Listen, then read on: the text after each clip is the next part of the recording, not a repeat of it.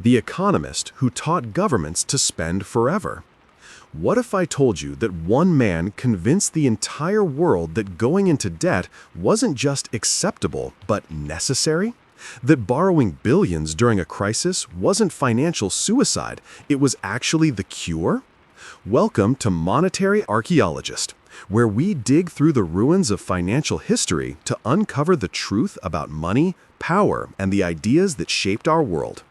If you're ready to discover the hidden stories behind the economy we live in today, hit that subscribe button right now. Trust me, you'll want to stick around for what comes next. His name was John Maynard Keynes, and he didn't storm any government buildings. He didn't lead armies or command revolutions. But what he did was far more powerful. He rewrote the rules. For hundreds of years, debt was considered shameful. If a government spent more than it earned, that was seen as corruption, irresponsibility, a moral failure.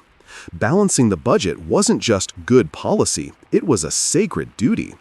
But Keynes looked at that old wisdom and said, "You've got it backwards." He argued that during tough times, spending money, even borrowed money, wasn't reckless. It was the only rational thing to do. He turned debt into a weapon against despair. And in doing so, he changed capitalism forever. This is his story. And, fair warning, once you understand what he did, you'll never look at government spending the same way again. Let's rewind to the 1930s. Picture this: banks shutting down overnight, factories sitting empty and silent, millions of people without jobs, standing in bread lines just to survive. This was the Great Depression, the worst economic disaster the modern world had ever seen. Now, back then, most economists believed in something called the invisible hand. It was an idea from Adam Smith, one of the founding fathers of capitalism. The theory said that markets would always fix themselves. If prices got too high, people would stop buying. Prices would drop. Demand would return. Problem solved. It sounded good on paper, but in real life, it wasn't working. People weren't buying because they were terrified. They didn't know if they'd have a job tomorrow, so they saved every penny they could.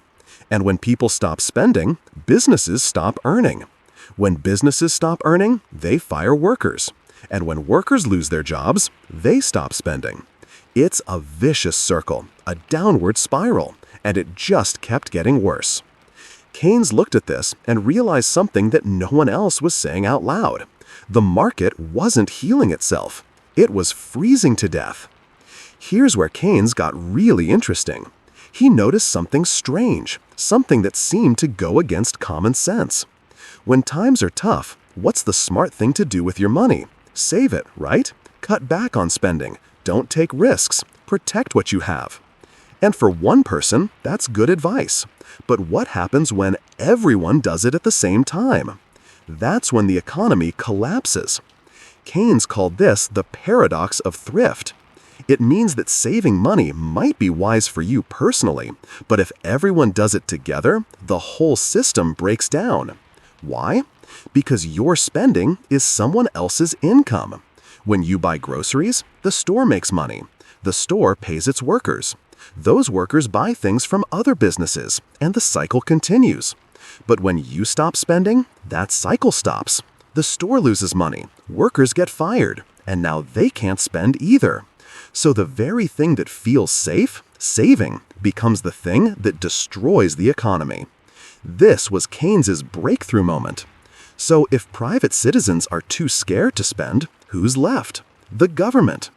Keynes said that when the private economy collapses, the public sector has to step up. The government needs to borrow money, hire workers, build roads, create jobs, whatever it takes to get cash flowing again.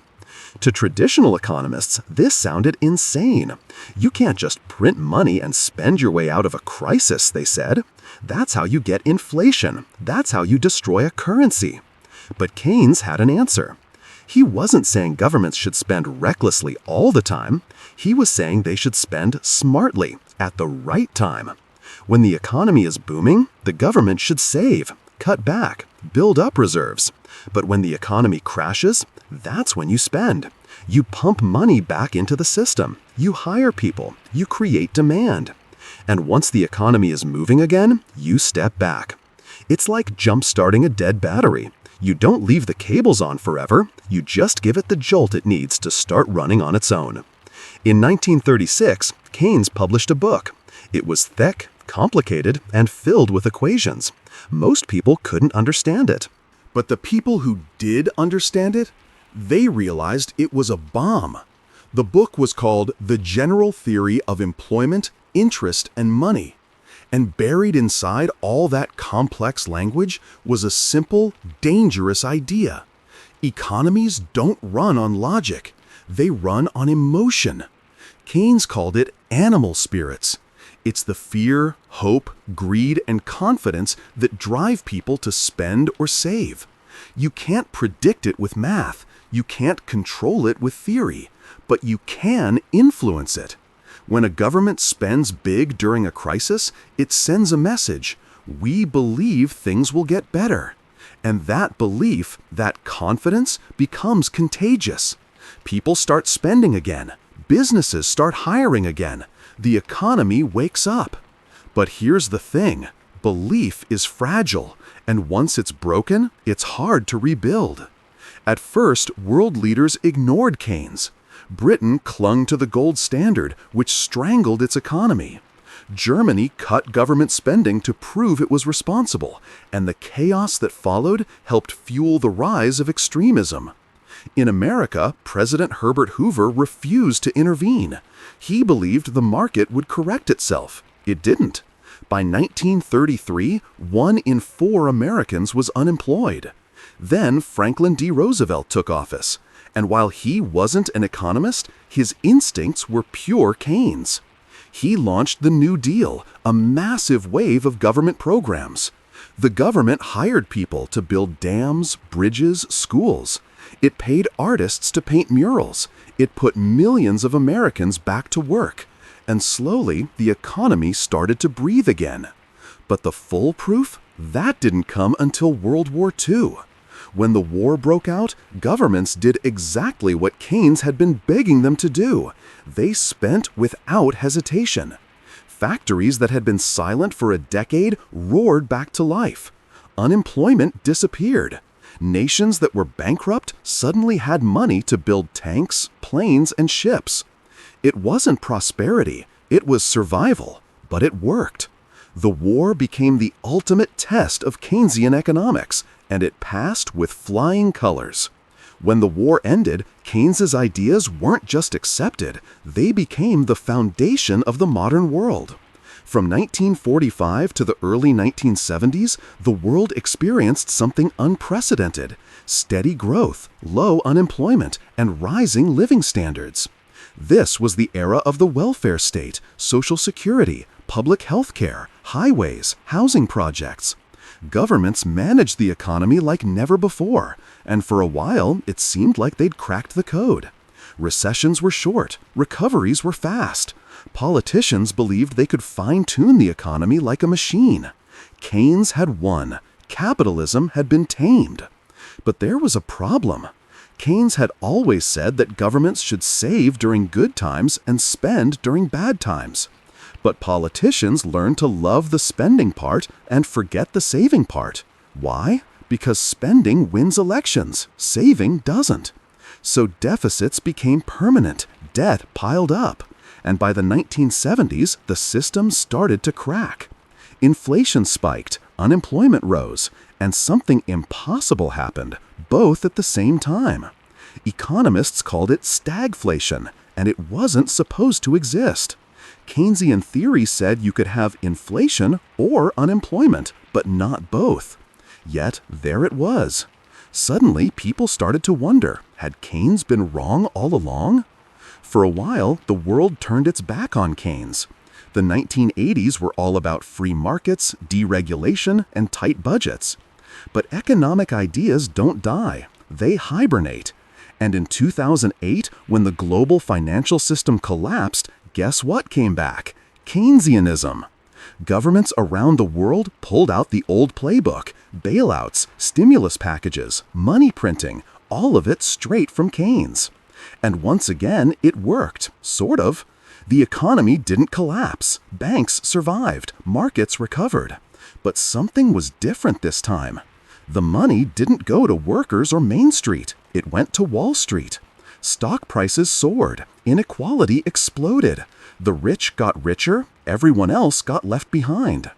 Keynes had designed a tool to save the economy, but now it was being used to save the wealthy. Then came 2020. When COVID-19 shut down the world, governments didn't even hesitate. They hit the Keynesian button harder than ever before. Checks went straight into people's bank accounts. Central banks printed trillions. It was the purest form of Keynesian stimulus the world had ever seen. And for a moment, it felt like magic. Unemployment dropped. Markets hit all-time highs. The economy seemed invincible. But then the bill came due. Inflation exploded. Prices skyrocketed. And governments faced the same old question.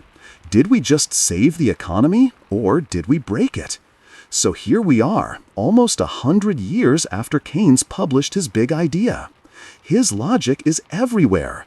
Every time growth slows, governments borrow and spend. It's the default setting now. But Keynes never intended it to be permanent. He wanted balance, discipline, restraint during good times, support during bad times. Instead, we got endless borrowing, permanent stimulus, deficits that never close. Politicians learned how to use Keynes' medicine, but they also learned how to abuse it. And that's the tragedy of John Maynard Keynes.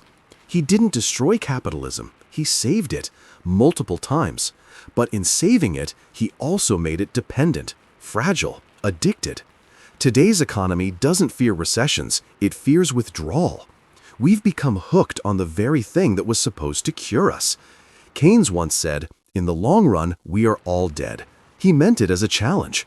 Don't wait for the market to fix itself when people are suffering now. But over time, that quote became something else.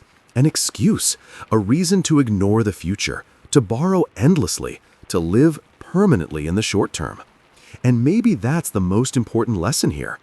Good ideas can be twisted, tools can be misused, and solutions can become problems if you rely on them too much.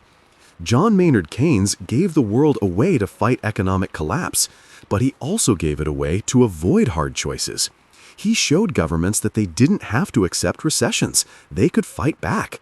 But he also showed them that spending feels better than saving, and once you start, it's really, really hard to stop. So, what do you think? Did Keynes save the world, or did he set us up for an even bigger crash? Drop your thoughts in the comments. I read every single one. And if this story opened your eyes to something new, do me a favor, hit that subscribe button and turn on notifications. Because here at Monetary Archaeologist, we dig deep into the financial forces that shape our lives. History doesn't repeat, but it rhymes.